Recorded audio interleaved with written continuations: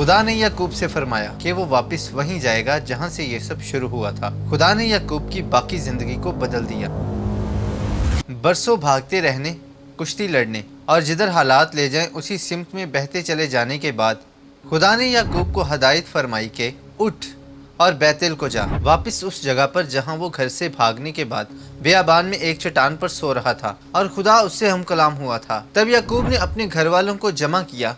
उसने उनसे कहा कि बेगाना देवताओं को जो तुम्हारे दरमियान हैं उन्हें दूर करो और तहारत करके अपने कपड़े बदल डालो। ये एक नई शुरुआत थी। जब वो बैतल पहुंचे तो खुदा फिर जाहिर हुआ और अपने अहद को दोहराया कि मैं खुदाए कादर मुतलक हूँ कि वो मुल्क जो मैंने इब्राहिम और इसहाक को दिया है सो तुझे दूंगा। वो खुदा जो उसकी ज़िंदगी के तारीक तरीन लम्हात में उसे मिला था, अपने वादा के मुताबिक हर लम्हा वफादार रहता है।